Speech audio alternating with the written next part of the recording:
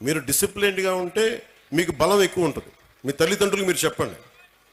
మీ తల్లిదండ్రులు ఒకళ్ళ అధ్యాపకులు కానీ ఎవరైనా సరే పెద్దలు, స్కూల్ నడిపే పెద్దలు ఎవరైనా తప్పు చేస్తే మీరు దృష్టికి తీసుకొస్తే ఖచ్చితంగా దాన్ని సరిదిద్దుకుంటారు. దానికంటే ముందుగా మీరు కూడా చాలా బాధ్యతగా ఉండాల్సిన అవసరం ఉంది. అలాగే మనం చదువు అనేది ఆబ్జెక్టివ్ ఆఫ్ ఎనీ ఎడ్యుకేషన్. ఉద్యోగాలు సంపాదించడానికి, ఆర్థిక స్తోమత పెంచుకోవడానికే కాదు, జ్ఞానం పెంపొందించుకోవడానికి కూడా. ఇది నాకు ఇష్టమైన నాని పాల్కేవాలా గారు చెప్పింది. ఇండియాని తిరిగి రీడిఫైన్ చేయాలి 21st సెంచరీకి అని చెప్పి 1985లో ఆయన మాట్లాడింది. ఒక 7 అంశాల మీద మాట్లాడారు. 1 national identity, 2 law and order, 3 family, 4 education, 5 constitutional integrity, 6 socialism, 7 socially responsible business అని. నేషనల్ ఐడెంటిటీ అనే దానికి పదానికి ఏంటంటే మనందరం ఏదో కులంలో పుట్టాలి, ఏదో ఒక ప్రాంతంలో పుట్టాలి, కానీ మనందరం భారతీయత, భారతీయులం అని మర్చిపోకూడదు. మన నేషనల్ ఐడెంటిటీ చాలా చాలా కీలకం. అలాగే లా అండ్ ఆర్డర్కి మనం సహకరించాలి. ఇందాక ఎస్పీ గారు చెప్తా ఉంటే మన కళ్ళ ముందు తప్పు జరుగుతున్నా, ఇప్పుడు గర్ల్ చైల్డ్ ప్రొటెక్షన్, ఆడబిడ్డ, నేను మీకు చాలాసార్లు విద్యార్థులు కూడా చెప్తా ఉంటాం.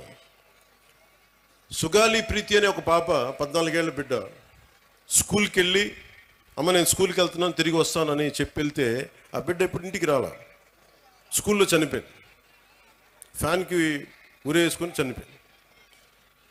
దాని మీద ఈ రోజు వరకు యాక్షన్ తీసుకోవడానికి చేస్తామంటే ఇప్పుడు ఈ మధ్యన మన కొత్త ప్రభుత్వం వచ్చిన తర్వాత దాని మీద యాక్షన్ ఇనిషియేట్ చేస్తా ఉన్నాం.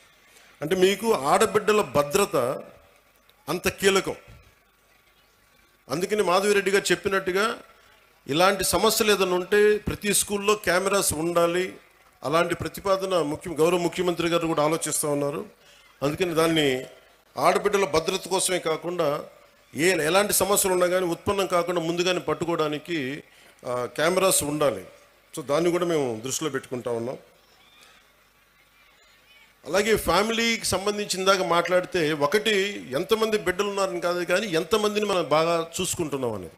తల్లిదండ్రులు ముఖ్యంగా మీ బిడ్డలు ఏం చేస్తున్నారు, సరిగ్గా ఉంటున్నారా లేదా. నాకు తెలుసు మీకు కష్టాలు ఉంటాయి, మీకు ఇబ్బందులు ఉంటాయి, కానీ వీటన్నిటిని మించి మనం బాధ్యత తీసుకోకపోతే మనం కనీసం ఒక 10 నిమిషాలు మీరు చూసుకోవట్లేదని కాదు, కానీ మీరు కొంత సమయం కేటాయించి ఒక దృష్టి పెడితే మీ బిడ్డలు ఎక్కడున్నారు, ఏం చేస్తున్నారు, ఎంత సమయం గడుపుతున్నారు, ట్యాబ్లెట్స్ని సద్వినియోగం చేస్తున్నారా, లేదంటే అవసరానికి మించి వాడుతున్నారా, చెప్పిన పర్పస్ కాకుండా దేనికదన్నా వాడుతున్నారా, ఇవన్నీ కూడా మీ దృష్టిలో ఉంటే ఇంట్లోనే కొంత కరెక్ట్ చేయాల్సిన అవసరం ఉంది. తర్వాత స్కూల్స్. అలాగే మీకు లా అండ్ ఆర్డర్లో సంబంధించి మీరు ముఖ్యంగా బిడ్డలు గుర్తుపెట్టుకోవాల్సింది, చిన్నపిల్లలకి వాళ్ళు క్లీన్ స్లేట్, ఏమీ రాయని ఒక వైట్ పేపర్ లాంటి వాళ్ళు మనం ఏమి రాస్తామో దానికి అదే తయారవుతారు. సో ఇంట్లో పెద్దలు కూడా మీరు అనుక్షణం చూస్తూ ఉండాలి. మీరు కేవలం మన వరకే ఆలోచిస్తే, మన కులం, మన ప్రాంతం, ఇక్కడి దాకా ఆలోచిస్తే పిల్లలు కూడా అదే స్థాయిలో ఉంటారు. మీరు ఇవ్వాల్సింది వేమన లాంటి మహానుభావుడు పుట్టిన నేల ఇది. ఆయన సంస్కారాన్ని కూడా బిడ్డలకి నేర్పించాల్సిన అవసరం ఉంది. అది పాఠాల్లో ఎలాగ ఉన్నాయి, కొంత స్కూల్స్లో మీరు ఇళ్లలో కూడా ఆ విలువలు కొంత పాటించేలా మీరు ముందుకు తీసుకెళ్ళాలని మనస్ఫూర్తిగా కోరుకుంటున్నాను.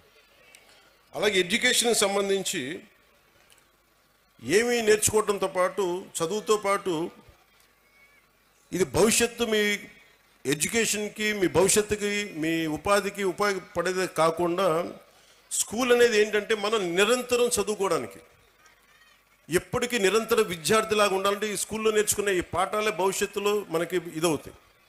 అందుకే మీరు దాన్ని కూడా దృష్టిలో పెట్టుకోవాలని కోరుకుంటా ఉన్నాను. అలాగే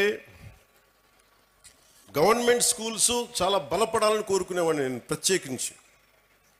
సోషలిస్ట్ తరిమెల నాగిరెడ్డి గారితో ఆయన పుస్తకాలు చదివి ప్రభావితమైన వ్యక్తిని. తాకట్లో భారతదేశం అని ఆయన రాసిన పుస్తకం ఎప్పుడు నా లైబ్రరీలో ఉంటుంది. అలాంటి వ్యక్తులు, మహానుభావులు చెప్పింది, గాంధీ గారి దగ్గర నుంచి ప్రతి ఒక్కరు చెప్పింది, సోషల్లీ రెస్పాన్సిబుల్ బిజినెస్ అని. కానీ మన స్కూల్స్ ఇవి ముఖ్యంగా గవర్నమెంట్ స్కూల్స్లో మనకు ఆ పాసిబిలిటీ ఉంది. మొన్న ఈ మధ్య నేను పిఠాపురం కూడా చాలామందిని పంపించాను, మా అధికారి యంత్రాంగాన్ని, మా పేషీలు కూడా ముఖ్యులను పంపించాను.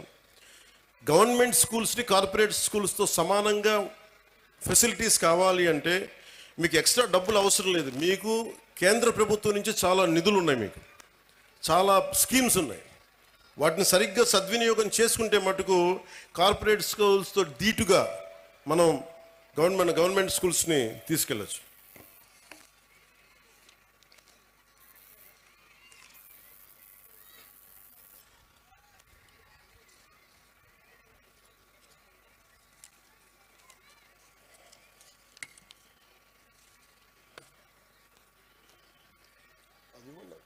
కలెక్టర్ గారికి తెచ్చారు.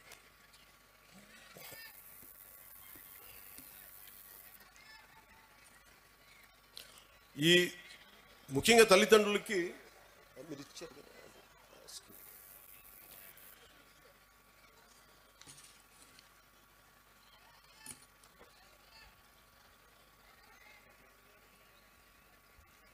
ఇది కేంద్రం వాళ్ళ నిర్దేశకత్వంలో ఉంది. ఇది చాలా రీసెర్చ్ చేసి 21st సెంచరీకి పిల్లల్ని ఎలా తయారు చేయాలనేది ఈ ప్రోగ్రెస్ కార్డ్ కేవలం చదువులకు సంబంధించే కాదు. ఇది వాళ్ళకి భావ వ్యక్తీకరణ నైపుణ్యాలంటే మీరు ఎలా మాట్లాడాలి, మీ కమ్యూనికేషన్ స్కిల్స్, ఒకసారి మీ భాషను చెప్పుకోవాలనుకున్న, మీ బాధల్ని చెప్పుకోవాలనుకున్న, మీ భావాల్ని పంచుకోవాలనుకున్న ఆ పిల్లలకి స్కిల్స్ ఉన్నాయా లేదా అనే దాన్ని కూడా అంశం తీసుకునేది.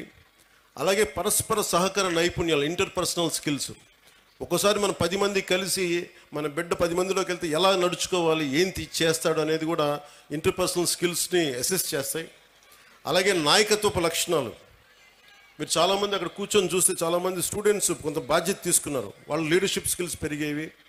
అలాగే లాజికల్ థింకింగ్, ఈ విధంగా వెళ్తే మనకి ఏం జరుగుద్ది, ఒక తార్కికంగా, ఒక రేషనల్గా ఉండేలాగా ఈ లాజికల్ థింకింగ్. సాధారణ కేవలం మన చదువులే కాదు, అన్ని అంశాలపైన సంపూర్ణ అవగాహన ఎలా ఉంది. అలాగే పర్యావరణ అవగాహన, ముఖ్యంగా మనకి నీటి సమస్యలు కానీ, ప్రకృతి మనకి పర్యావరణ సమస్యలు కానీ, వీటి మీద అవగాహన కల్పించేది. అలాగే NCC, NSS, scouts and guides, అది దాని మీద అవగాహన. అలాగే పిల్లల్లో ఏ విధంగా వీళ్ళు ఎలాంటి మనకి స్పోర్ట్స్లో రాణిస్తున్నారు, అలాగే ఎలాంటి కళల్లో వీళ్ళకి నైపుణ్యం ఉంది, ఇవన్నీ కూడా చాలా ఉన్నాయి. చాలా ఏ పాలసీ అయినా చాలా అద్భుతంగా ఉంటుంది, ఏ పాలసీ అయినా సరే. కానీ మీరు చేయాల్సిందల్లా ఆ పాలసీల్ని వాడుకోవటం. మీరు స్కూల్స్ మీద తల్లిదండ్రులు ఒత్తిడి పెట్టాలి. మీరు ప్రభుత్వం చాలా చిత్తశుద్ధిగా ఉంది, మేమందరం బలంగా మీ వైపు ఉన్నాం. తల్లిదండ్రులు మీరు కనుక మా బిడ్డలు బాగుండాలి, వాడి భవిష్యత్తు బాగుండాలి అంటే